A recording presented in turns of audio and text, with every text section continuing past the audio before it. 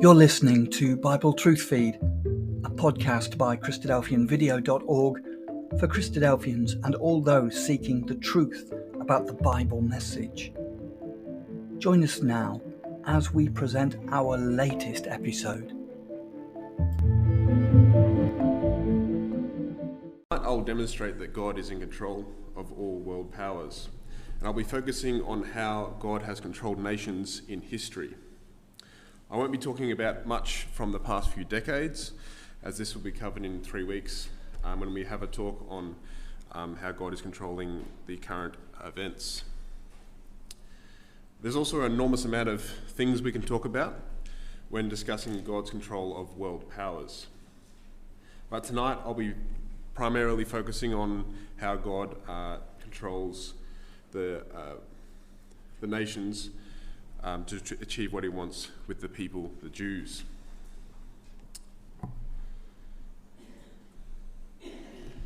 We'll briefly look at tonight why God chose to show a particular interest in the Jews.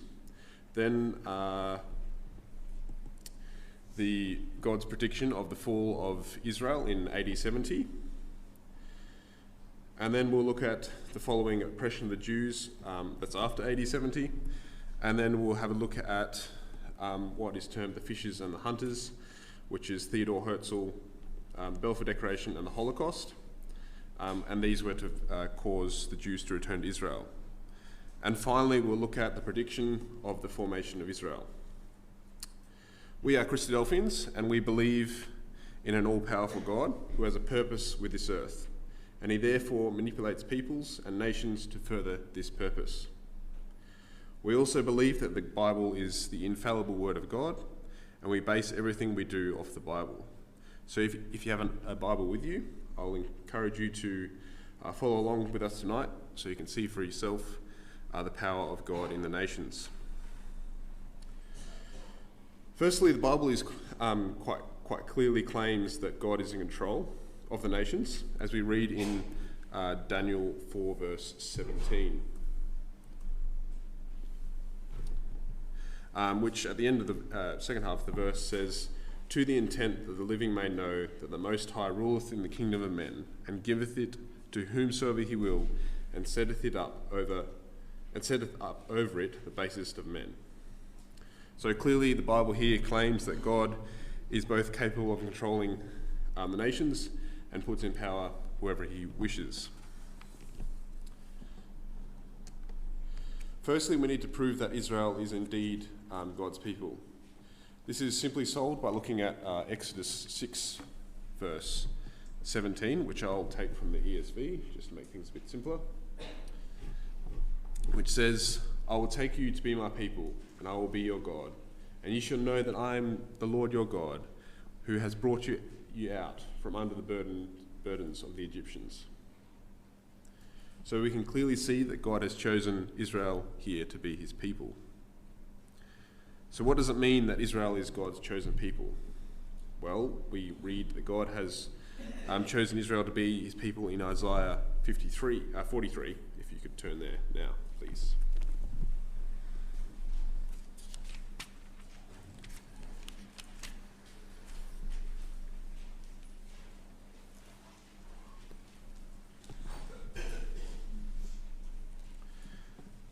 And beginning at verse 10. "Ye are my witnesses, saith Yahweh, and my servant whom I have chosen, that ye may know and believe me, and understand that I am he. Before me there was no God formed, neither shall there be after me. I, even I, am Yahweh, and beside me there is no Saviour. I have declared and have saved, I have showed there was no strange God among you. Therefore ye are my witnesses, saith Yahweh, that I am God. Yea, before the day was I am he, and there is none that can deliver out of my hand. I will work, and who shall let it?" So when Israel was a nation in ancient times, they were surrounded by nations and peoples who believed in many other gods. And they often had fairly fluid and changing religious beliefs, in contrast to Israel, who only believed in the one God, and that is the God of Israel. And as we know, Israel is still a nation today, but nearly none of these nations around still exist. Therefore, Israel is still a witness of God's existence and power today. And as a result, Israel must continue to survive no matter who or what opposes them or what happens to them. However, this doesn't mean it has been or will be a smooth ride for Israel.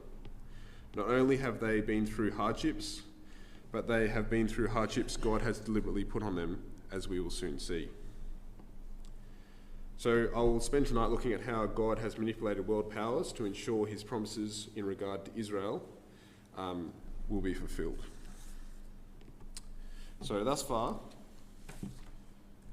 we've seen the Bible claims that God is in power and puts in power whoever he wants. God has chosen Israel, or as they are now known, the Jews, to be his people. God is using the Jews as his witnesses, and therefore they cannot be wiped out. And therefore we can see God's control of the nations as he manipulates peoples and nations to get the results he is looking for with his people. So we'll start looking at the predictions regarding his people. The first is the prophecy in Deuteronomy 28, which, if you could turn there now, please.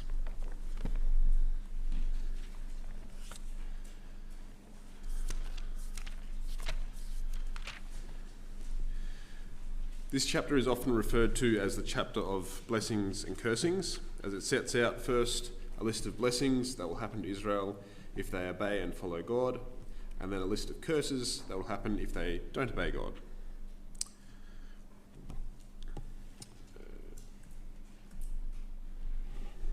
Now, Deuteronomy was written about the year 1300 BC, and, about 1200 BC, which is roughly 1300 years before the first event we're going to talk about happened. And we have physical copies dated from around 100 BC, which is about 200 years from the event we're about to look at. So any predictions that happen within this chapter are clearly prophetic, as in because they were written before these events happened. In the first century, you find the Jews are discontent with the Romans ruling over them. The Romans have installed rulers who don't carry favour with the populace, and on top of this, various sects of the Jews are gaining traction. Then this boils over in AD 66. Two things happen. A Greek mob profanes a prominent synagogue, which leads to riots among the Jews. And at the same time, Gessius Florus, the Roman ruler of Judah, decides it was a good time to collect overdue taxes. And he achieved this by plundering the treasure of the Jewish temple. And this in turn led to some protests. In retaliation to these protests, Gessius captured and executed thousands of Jews, the majority of whom had nothing to do with any of these issues or protests. The Jews were greatly angered by this, which resulted in Gessius being besieged and later killed by the Jewish horde, and many Romans with him. This was the beginning of the Jewish revolt. The Romans had to deal with this revolt, and they sent General Vespasian to deal with the revolt.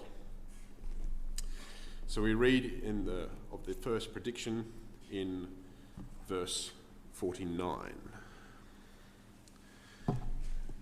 And Yahweh shall bring a nation against thee from afar, from the end of the earth, as swift as the eagle flieth, a nation whose tongue thou shalt not understand, a nation of fierce countenance, which shall not regard the person of the old, nor favour to the young. We can see here that the nation here that was predicted to overthrow the Jewish people was a nation from a long way from Israel. And quite key here was they were symbolised by the eagle. This fits the Romans exactly, as they came from a long way from Israel. They spoke a language which the Jews would not speak, as typically Jews only spoke Hebrew, Greek, and a small amount of surrounding languages. However, very few would have spoken Latin, the language of the Romans. On top of this, the Romans used an eagle mounted on a staff to symbolize them in battle. So they very much fitted with this prediction here. So if we continue on in our historical story, we find that Vespasian, the Roman general, moved into Israel and systematically moved around the region, suppressing any resistance from the Jews and wiping out entire villages. The Romans had deliberately made a decision to be exceptionally brutal, to make a point, and brutal they were. Things were so brutal, at one point, history tells us, several cities found out of the approach of the Romans, not by messages, but by bodies floating down the Jordan River.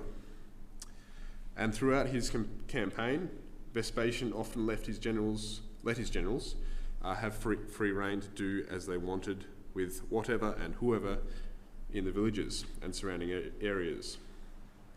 As a result, the soldiers ate whatever they wanted and took whatever they wanted. So if we read on in verse 51, we read, and he shall, that is Vespasian with his Roman legions, and he shall eat the fruit of thy cattle and the fruit of thy land until thou be destroyed, which also shall not leave thee either corn, wine, oil, or the increase of thy kine, or flocks of thy sheep until he have destroyed thee. So we can see here, this is quite clearly predicted, the destruction of the Jews by the Romans in fairly good detail. And during this time, many of the Jews fled as a result of Vespasian's campaign to avoid the destruction, and this led to many Jews spreading into all the lands all over the empire, as shown here. As you can see, the Jews emigrated to many places, including all the way to the British Isles, all the way back to Turkey.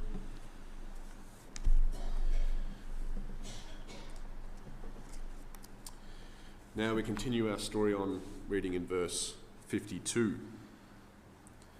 And he shall besiege thee in all thy gates, until thy high and fenced walls come down, wherein thou trustest. Throughout all thy land he shall besiege thee in all thy gates, throughout all thy land, which Yahweh thy God hath given thee. And thou shalt eat the fruit of thine own body, the flesh of thy sons and of thy daughters, which Yahweh thy God hath given thee, in the siege and in the straitness, wherein thine enemies shall distress thee. So that the man that is tender among you, and very delicate, his eye shall be evil toward his brother, and toward the wife of his bosom, and toward the remnant of his children, which he shall leave. So that he will not give to any of them of the flesh of his children whom he shall eat, because he hath nothing left him in the siege, and in the straitness, wherewith thine enemies shall distress thee in thy gates. Thy tender and delicate woman among you, which would not venture to set the sole of her foot upon the ground for delicateness and tenderness, her eye shall be evil toward the husband of her bosom, and toward her son, and toward her daughter, and toward her young one that cometh out from between her feet, and toward her children which she shall bear. She shall eat them for want of all things secretly in the siege and straitness, wherewith thine enemy shall distress thee in thy gates.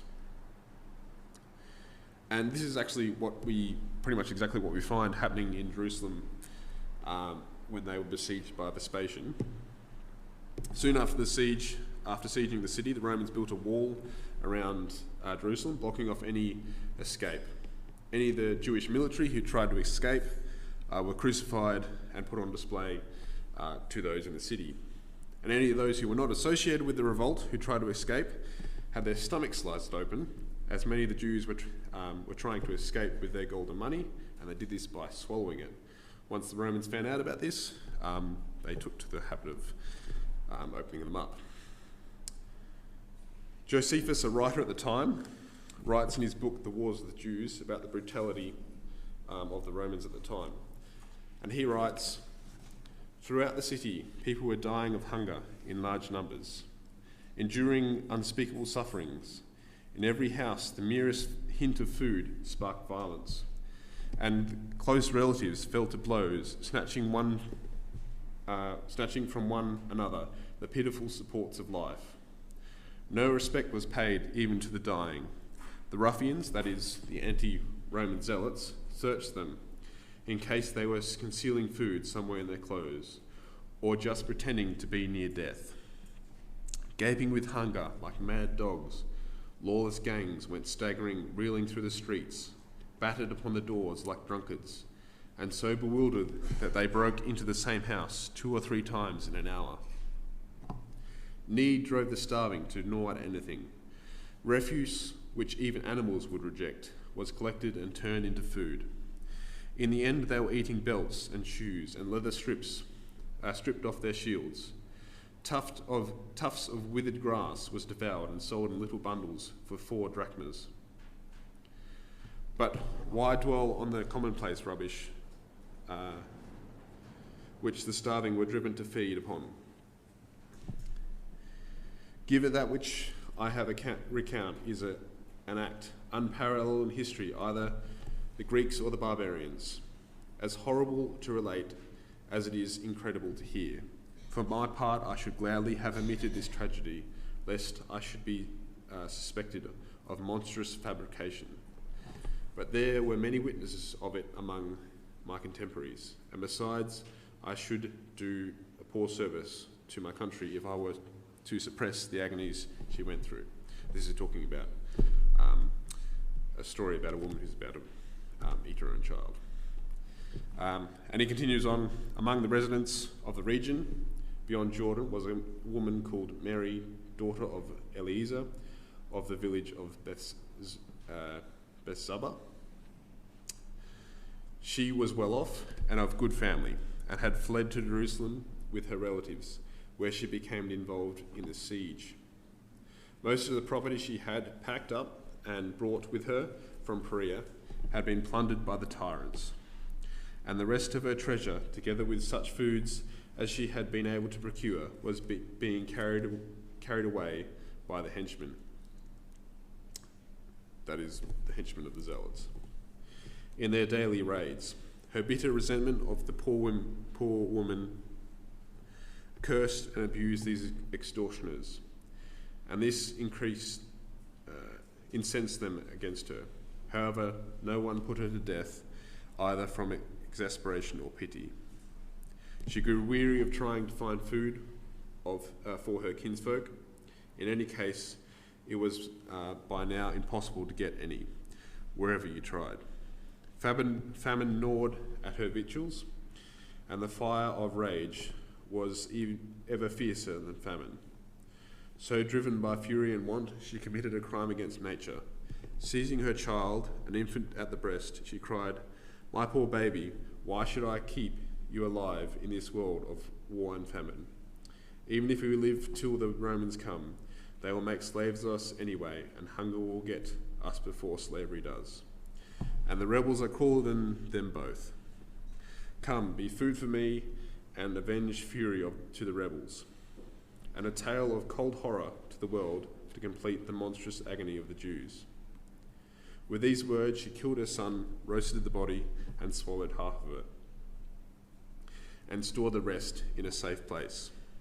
But the rebels were at her once, smelling roasted meat, threatening to kill her instantly if she had not produced it. She assured them that she had saved them a share, and revealed the remains of her child. Seized with horror and stupefaction, they stood paralysed at the sight. But she said, "This is my own child and my own handiwork. Eat, for I have eaten already. Do not show yourselves weaker than a woman, or more pitiful than a mother.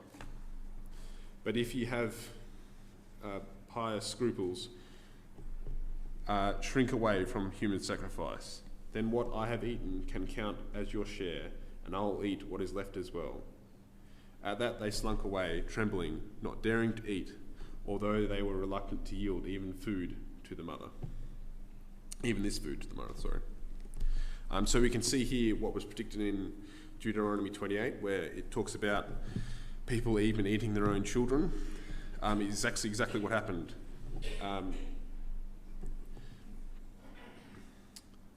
And then once the Jews were defeated by the Romans, and the Romans took the city, they massacred most of the Jews. The estimates from history range from about 600,000 to 1.1 million Jews being killed, and the remaining 97,000 were enslaved and sold to people all over the empire. Following the defeat of the Jews in the Jewish revolt, the Jews made a few more minor revolts after the fall of Jerusalem, which was suppressed by the Romans in a similar manner.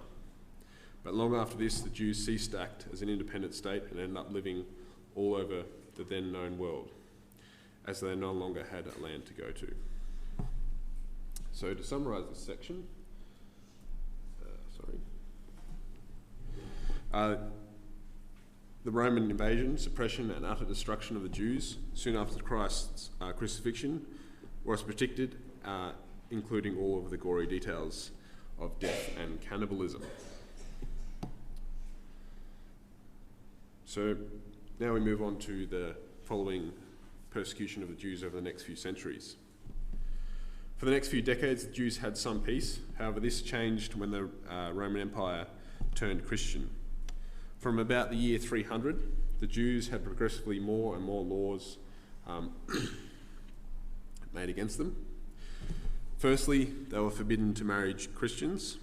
Then they were forbidden from holding positions in government. Then they were forbidden against witnessing in court.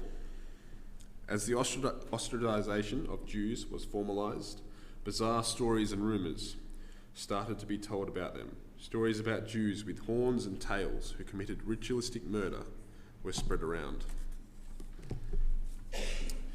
Then in 1095, when the Crusades started, men travelling to Israel, the Crusaders travelling to Israel, acted more like a mob than a disciplined army. A mob which did not have proper logistics to feed troops, nor discipline to control troops. As a result, the troops turned to taking things by force. They could only take food from communities that they would not be punished for taking things from. Therefore, they targeted the Jewish groups in the area. The troops swept through these Jewish communities, looting, raping, and killing as they wished. Later, these turned into more formal organised massacres, which resulted in a new word being coined, which is a pogrom, which was the organised massacre of a targeted group of people. As a result, many Jewish people were killed and others had to flee their homes, leaving them to be looted and sacked. Then, during the middle of the 14th century, a few centuries on, the bubonic plague spread throughout Europe, killing an estimated 1/3 of the population. Fear, superstition, and ignorance prompted the need to find someone to blame.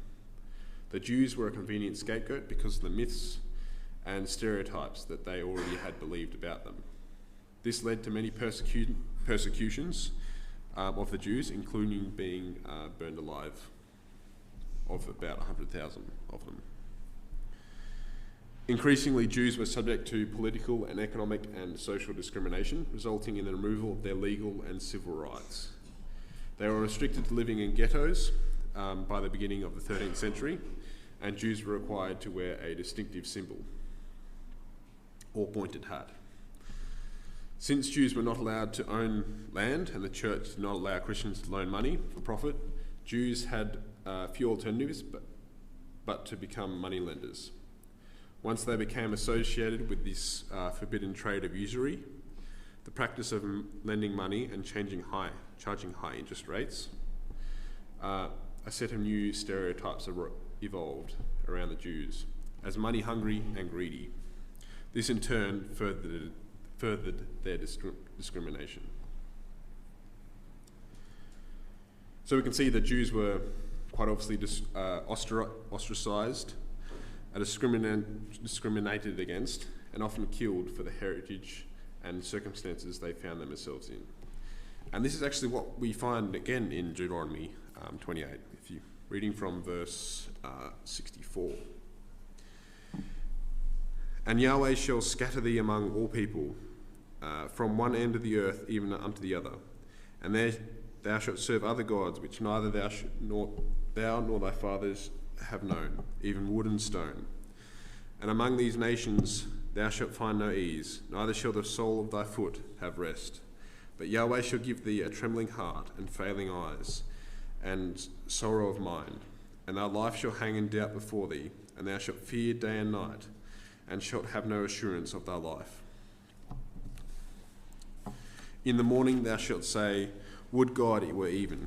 And at even thou shalt say, Would God it was morning, for the fear of thine heart wherewith thou shalt fear, and for the sight of thine eyes which thou shalt see. So we can clearly see from this, after the fall of the Jewish state, the Jews would be scattered throughout the land and then persecuted continuously. So to summarise this section, the Jews were gradually ostracised from society following the crucifixion of Christ. This led to many persecutions and deaths for no reason other than the Jewish heritage they carried. Later, the Jews being forced to lend money to make a living resulted in them being known as greedy and money-loving, furthering their discrimination. And of course, this is all predicted in Deuteronomy 28, where it clearly predicts the fear they would have for their lives and the hatred they would receive. Next, we'll have a look at what is termed the hunters and fishers. If you could come to Jeremiah 16.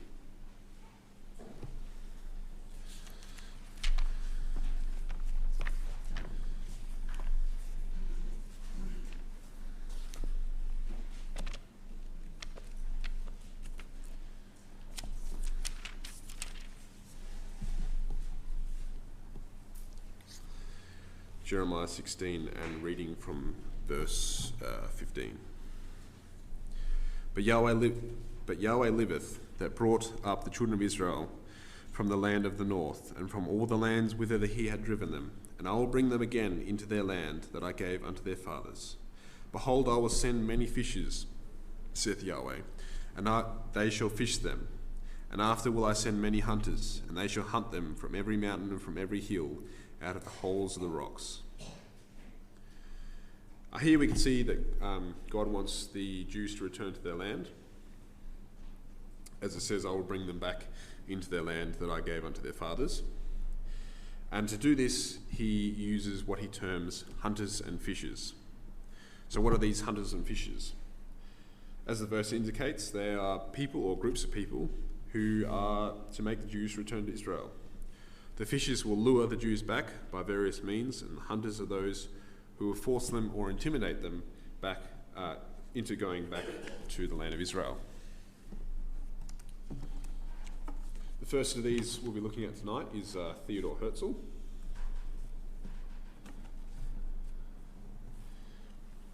He was born in about 1860 and was a Jew that had grown up a non-religious Jew. However, it wasn't long before he noticed that just how much people seemed to hate the Jews. He first campaigned for Jews to convert to Christianity to put an end to this hatred, but this didn't work, as he discovered the hatred of the Jews was not so much about their religion, but more that they were hated just as a people. Then what is called the Dreyfus Affair happened. The Dreyfus Affair was about a Jew who fully assimilated into French society and was an officer in the French army. However, Dreyfus was framed for spying despite the strong evidence to the contrary. Dreyfus was then court-martialed and convicted and sent to Devil's Island to be imprisoned. However, during the trial, Theodor Herzl was present and witnessed the crowd continuously chanting death to the Jew.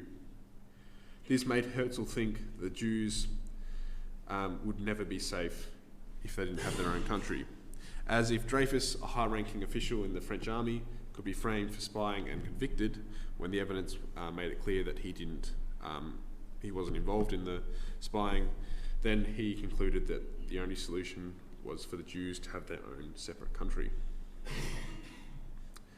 Herzl then went on a mission to bring about this dream. He went around Europe and the Middle East trying to convince Jews to come back to Israel. He spent large portions of his life following this cause, to the point where people thought he was mad. He even received audiences with many rulers, including the German Kaiser, the Ottoman Sultan, and even the Pope. Herzl argued that the Jews were a nation without a homeland, and if they had a homeland, they would be able to rule themselves and be free of the anti-Semitism in the countries they currently lived in. Herzl continued to try to convince Jews to move back to Israel, but very few listened.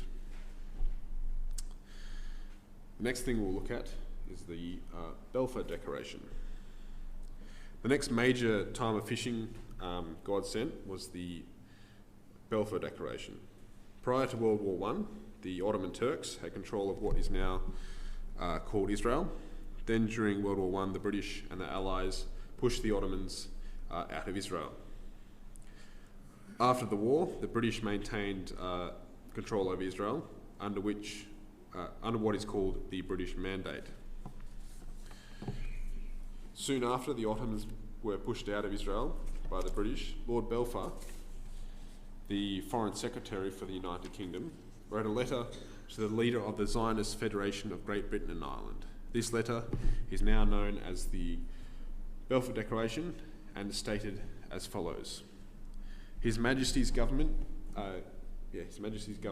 view with favour the establishment in Palestine of a national home for the Jewish people, and will use their best endeavours to facilitate the achievement of this object.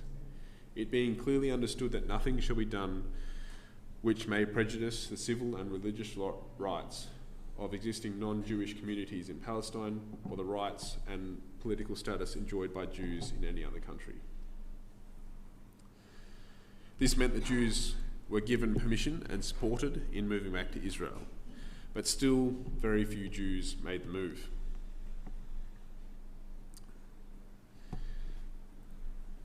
Since only a few Jews were coming back to Israel, or comparatively only a few Jews were coming back to Israel, God turned to another tool he had predicted to use, and that was the hunters. And the most famous of these, of course, was the systematic hunting down, persecution and execution of Jews along with other minorities under Nazi rule. This, of course, is now known as the Holocaust. I'm sure many of you know of the horror of the Holocaust, but I'll provide a brief summary for those who are unaware. Here the Jews were first removed from the rest of society and forced to live in ghettos. Here they lived in very cramped conditions.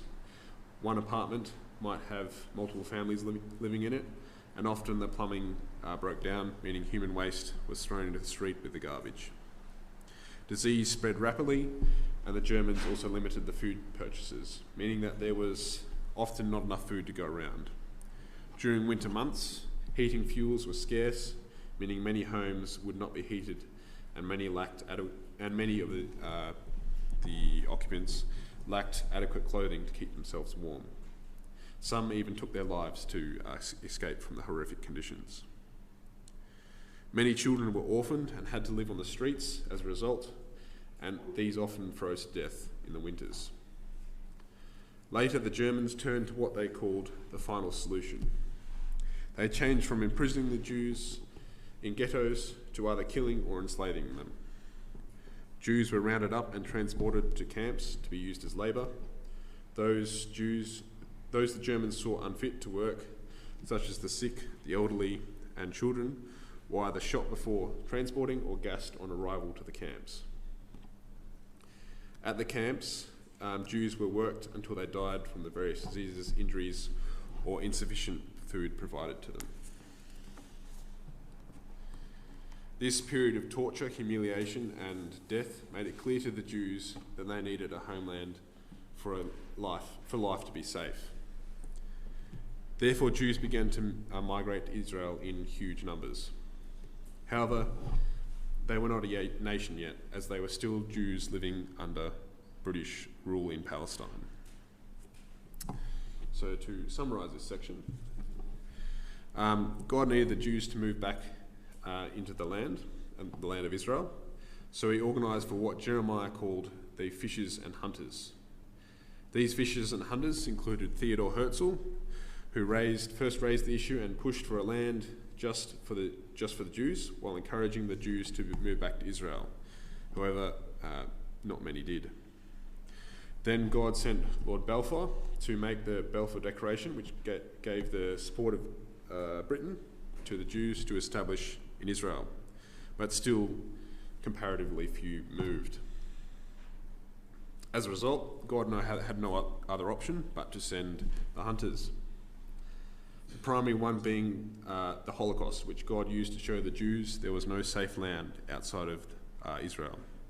And as a result, many of the Jews did indeed move to Israel.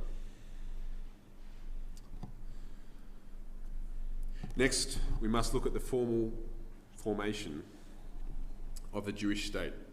If you could come over to Ezekiel 37.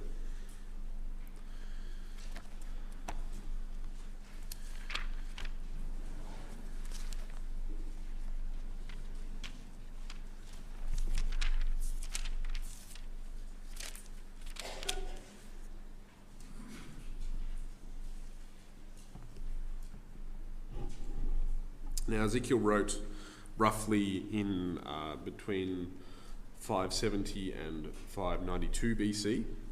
So anything we read here is quite clearly prophetic when of speaking of the Jews reforming their land, their nation. So starting reading in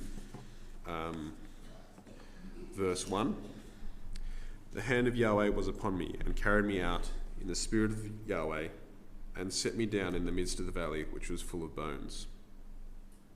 And then reading on in verse 4 and 5. Again he said unto me, prophesy unto these bones, and say unto them, O ye dry bones, hear the word of Yahweh. Thus saith the Lord God unto these bones, behold, I will cause breath to enter into you, and ye shall live.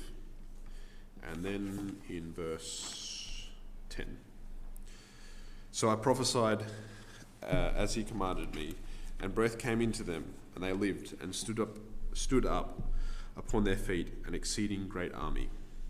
So as you can see from this very brief look at Ezekiel 37, way back nearly 2,600 years ago, God foretold of the return of Israel to their land and the reformation of their nation, or army as Ezekiel calls it here, which happened in 1948. So to summarise what we've seen tonight,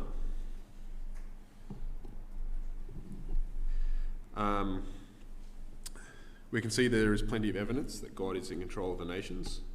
We have seen that God predicted the fall of Israel and Jerusalem in AD 70, how that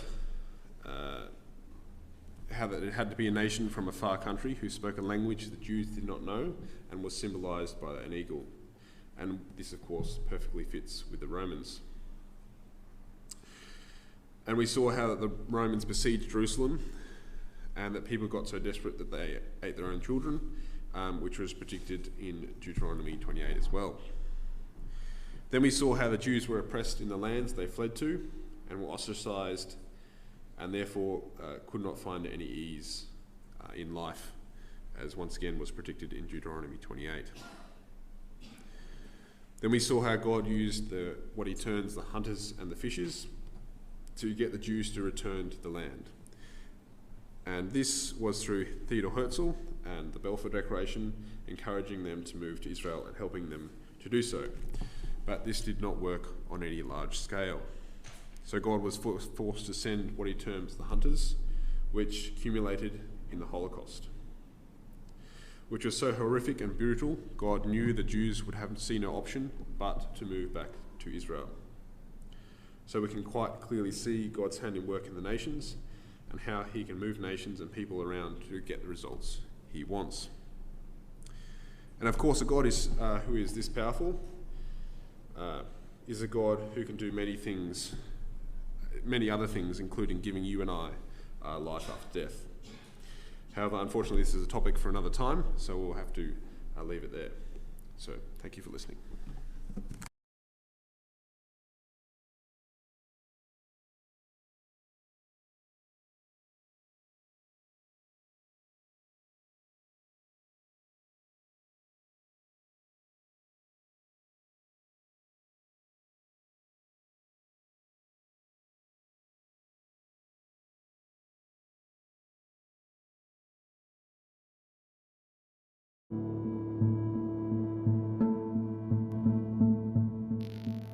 Thank you for joining us. We hope you found the episode helpful.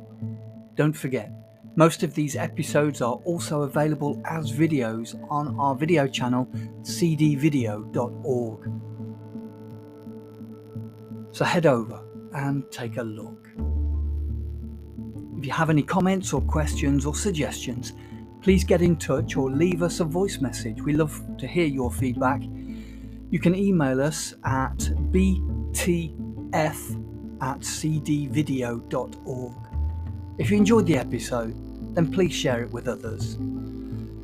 Until next time, may God bless you in your studies and your walk towards God's kingdom. Amen.